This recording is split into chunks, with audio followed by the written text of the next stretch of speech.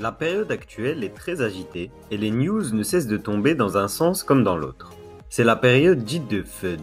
FUD est l'acronyme qui signifie peur, incertitude et doute. Il résume très bien la période actuelle où les évolutions du marché sont impossibles à prédire d'un jour à l'autre.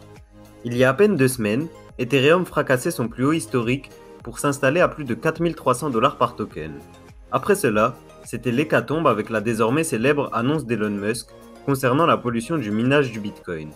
Dans la foulée de cette annonce, on a eu les différentes condamnations gouvernementales émises par la Chine, qui semblaient réellement être des manœuvres de manipulation organisée. Mais cette semaine, on a le super-héros du Bitcoin qui est une fois de plus venu à sa rescousse. Quand je parle du super-héros du Bitcoin, je parle bien entendu de Michael Saylor, le PDG de MicroStrategy, l'entreprise qui détient près de 100 000 Bitcoins. Cet homme a organisé une rencontre entre Elon Musk et certains des principaux mineurs de Bitcoin nord-américains. L'objectif de cette rencontre était de rassurer le PDG de Tesla quant à l'utilisation d'énergie renouvelable pour le minage de Bitcoin. Cette rencontre a porté ses fruits. Suite à cela, une annonce surprenante est venue conforter la récupération du Bitcoin. BlackRock, société de gestion d'actifs la plus développée au monde, qui a plus de 7800 milliards de dollars sous gestion, a déclaré que le Bitcoin était durable. Cette annonce intervient quelques mois après la première prise de position sur le Bitcoin par Grayscale, qui était dérisoire en termes de montant, quelques millions, mais significative en termes de symbolique. On a donc le plus grand gestionnaire d'actifs mondial qui vient pointer le bout de son nez dans la cryptosphère. En résumé, alors que nous étions confortablement installés dans le vaisseau crypto avec une hausse quasi continue qui durait depuis 6 mois, les secousses des 2 dernières semaines nous ont fait mal tant au niveau psychologique qu'au niveau du portefeuille.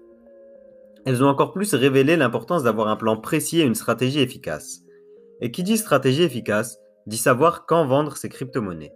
C'est le sujet de la vidéo du jour, dans laquelle je vais vous livrer tous les outils que j'utilise pour établir au mieux ma stratégie de vente de tokens. Bonjour et bienvenue sur Cryptomania. Si vous êtes intéressé par l'investissement sur les crypto-monnaies, n'hésitez pas à vous abonner pour ne rien manquer des retours sur l'actualité, des présentations de projets et des retours sur mes méthodes d'investissement.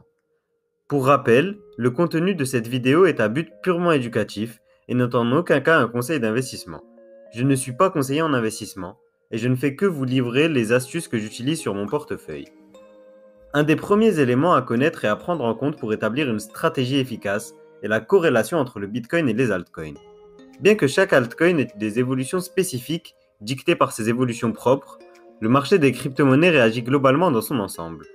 Une news affectant le Bitcoin, que ce soit positivement ou négativement, affecte forcément le reste des altcoins.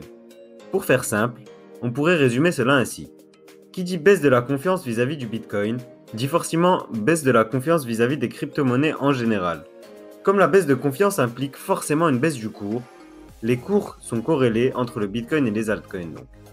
De plus, les régulations visent souvent les crypto-monnaies dans leur ensemble sans faire de véritable distinction entre les cas. Peu importe l'altcoin que vous choisissez, il faudra donc toujours garder un œil sur les annonces concernant le Bitcoin. De plus, si vous achetez un token ERC20 de la blockchain Ethereum, il faudra suivre les annonces concernant le réseau Ethereum en général. Au-delà de cette corrélation dans l'ensemble, on voit aussi des phases. Lorsque le Bitcoin a une croissance très rapide, dans les périodes post-annonce positive, on a tendance à avoir un délai avant que l'impact ne s'étende aux autres crypto-monnaies.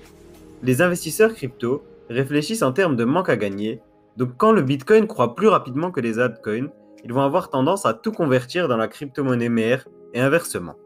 Ce phénomène entretient largement les tendances.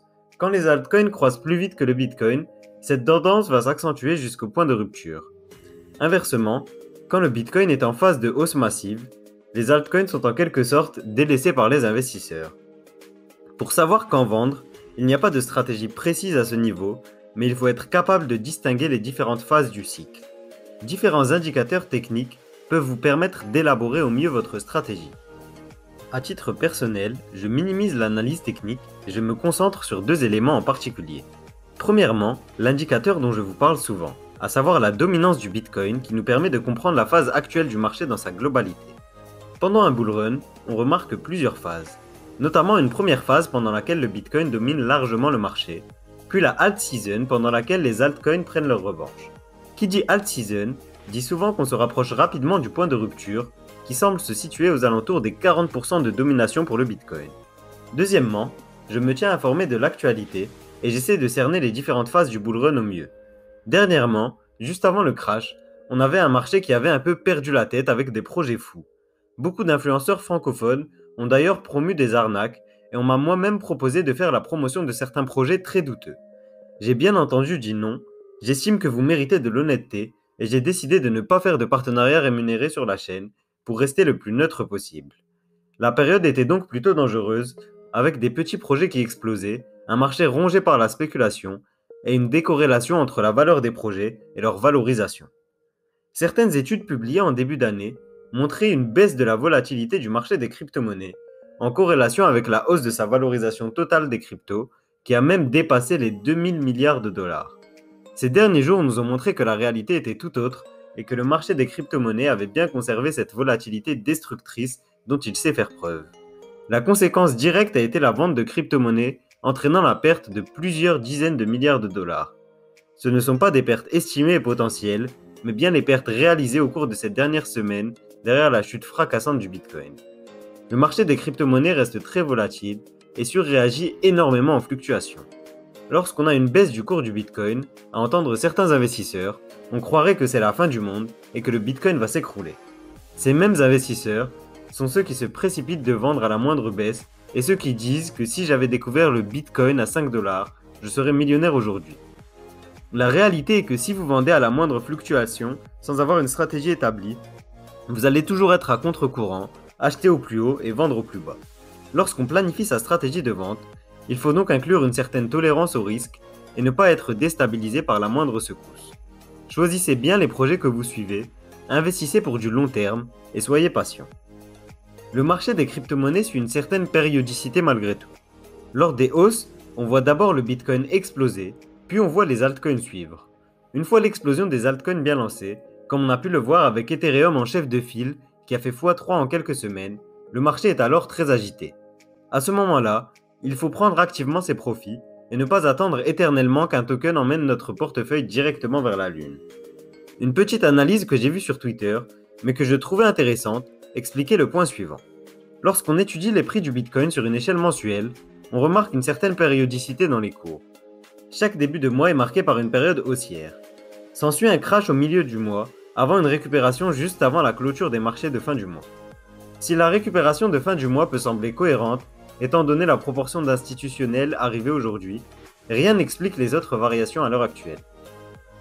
Cette périodicité mensuelle reste intéressante, à voir si elle sera respectée dans les prochains mois. Pour pouvoir établir au mieux votre stratégie de sortie, la base reste donc d'établir des projections de prix les plus réalistes possibles. Bien entendu, il est impossible de prédire l'avenir et les situations passées ne présagent en rien des situations à venir. Cependant, elles permettent d'aiguiller la réflexion. Lorsque vous essayez d'établir votre projection concernant le prix potentiel d'un projet, il est important de le comparer à des projets du même secteur, qu'ils soient sur ou hors de la blockchain. Pour vous donner un exemple hypothétique, qui ne présage en rien l'avenir, voir le token ADA du projet Cardano atteindre le plus haut historique de l'Ether, c'est-à-dire un prix de 4300 $ par token, est tout simplement irréaliste. Ça nous amènerait à une valorisation de Cardano à 137 000 milliards de dollars, soit presque 2 fois le poids de l'économie mondiale. Par contre, si vous croyez dur comme fer au projet Cardano et que vous estimez que ce projet pourra à terme dépasser son grand frère, il est plus cohérent de se projeter vers la market cap d'Ethereum à ce moment, qui était d'un peu plus de 400 milliards, soit un token ADA entre 8 et 9 dollars. Cette hypothèse est très ambitieuse malgré tout, car elle supposerait que Cardano, un réseau aux capacités prouvées mais qui n'accueille pas encore la moindre application décentralisée, dépasse Ethereum et son réseau gargantuesque. Pour pouvoir combiner une prise de profit optimale et une sécurisation de son investissement, à titre personnel, je privilégie l'investissement et la prise de profit par palier.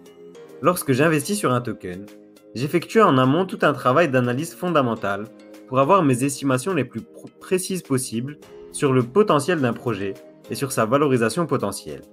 Le travail d'analyse fondamentale et d'estimation de la valorisation potentielle me permettent d'établir des estimations quant au potentiel prix que peut atteindre un token.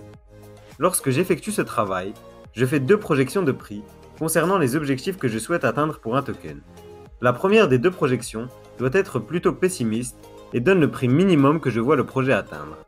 La seconde est celle que je vois le projet atteindre le plus objectivement possible. J'échelonne donc ma prise de profit entre ces 2 paliers. L'objectif est de récupérer par exemple 30% de mon investissement au moment où le premier objectif est atteint. Ensuite, petit à petit, je récupérerai 50% de mon investissement entre les deux paliers. Les derniers 20% resteraient sur le projet, en attendant qu'une meilleure opportunité se présente sur le marché. Cette prise progressive de profit me permet d'assurer ma mise de départ dès que le premier palier est atteint. Ensuite, je prends mes profits petit à petit. Dans le cas où j'ai fait une très bonne lecture, j'ai toujours une partie de mon investissement qui tourne et qui peut amener mon portefeuille très très haut. Pour fixer une échéance à mes objectifs, j'utilise généralement les échéances de la roadmap du projet. Par exemple, si je devais investir aujourd'hui sur le projet Cardano, j'aurais probablement comme échéance le lancement des applications décentralisées sur cette plateforme. Bien entendu, tout en prenant en compte les éléments plus généraux que je vais vous présenter avant cela. Si la vidéo vous a plu et que vous voulez avoir tous les outils pour devenir un investisseur rentable dans les crypto-monnaies, n'hésitez pas à découvrir le guide de l'investisseur crypto rentable. Ce guide, c'est un condensé de mes 4 ans d'expérience dans l'univers des crypto-monnaies, avec les leçons que j'ai pu apprendre à travers mes échecs, mais aussi les réussites qui m'ont permis de construire mon portefeuille. Ce guide, vous pouvez le retrouver sur cryptomaniaclub.fr. Le lien est en description. Pour en apprendre plus, vous pouvez aussi me rejoindre sur Instagram. Le lien est lui aussi en description. Merci à vous d'avoir regardé la vidéo ou écouté le podcast jusqu'au bout. On est presque 5000 et c'est un immense honneur pour moi. Je ne m'y attendais vraiment pas en lançant la chaîne en février dernier. Le 1er juillet, je vais débuter une aventure avec ceux qui souhaitent me rejoindre. Je vous en dirai plus d'ici là. C'est tout pour moi et je vous dis à jeudi pour une prochaine vidéo.